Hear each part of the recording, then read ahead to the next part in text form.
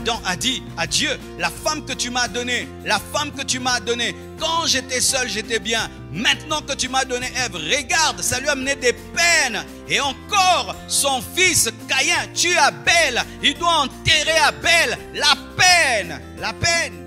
C'est la faute à qui? Comment je suis combattu quand je suis en route? Il y a toujours des embouteillages. Tu n'es pas combattu. À cette heure-là, il y a toujours des embouteillages. Tu veux garder ton travail, arrive à temps. Réveille-toi à temps, arrive à temps. Ce n'est ni la faute de Satan, ni la faute de Dieu. Mais n'oubliez jamais, n'oubliez pas que Dieu est bon, même quand il fait mal. Dieu n'est pas là pour nous faire du mal. Notre Dieu est bon même quand il blesse.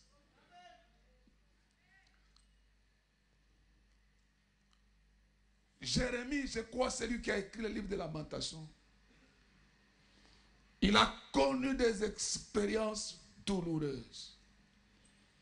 Au point où il dit à Dieu, tu m'as même enlevé la paix. Je ne vois plus le bonheur. Mais il fait un bon choix. Il dit, si je pense à ma misère, si je pense à ma détresse, mon âme est abattue au-dedans de moi. Mais voici ce que je veux repasser à mon cœur, c'est que les bontés de l'Éternel ne sont point épuisées. Écoute-moi bien. Dieu te dit, il est bon même quand tu verses les larmes. Il est bon.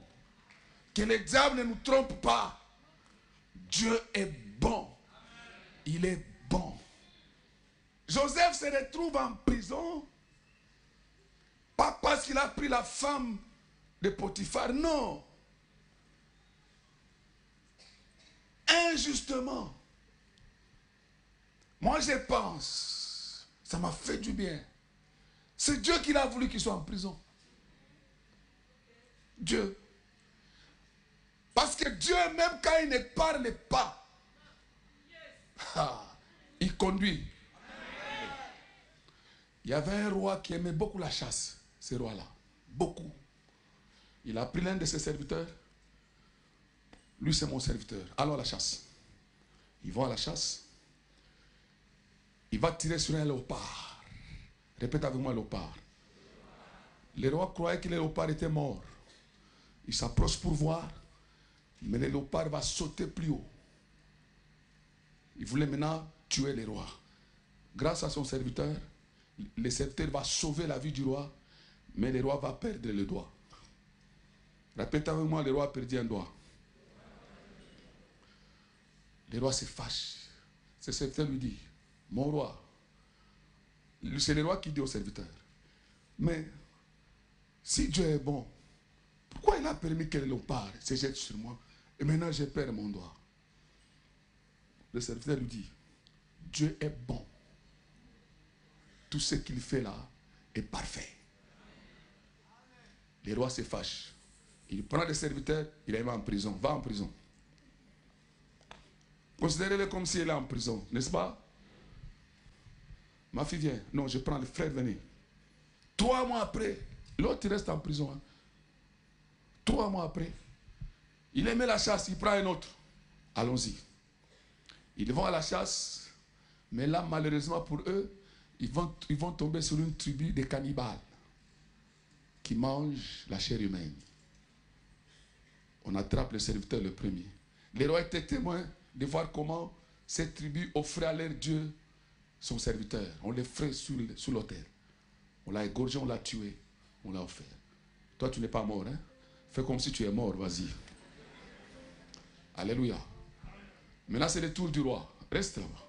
Maintenant, on doit sacrifier le roi. On examine, on trouve que le roi n'a pas les doigts.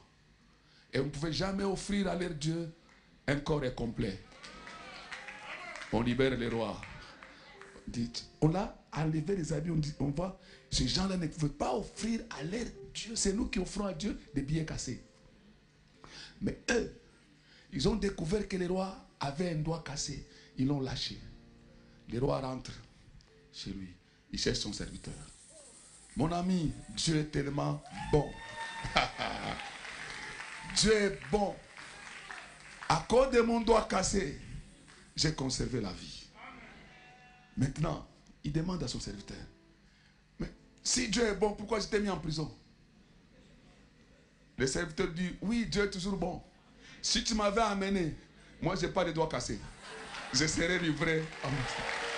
Toutes choses concourent au bien de ceux qui aiment Dieu. Toutes choses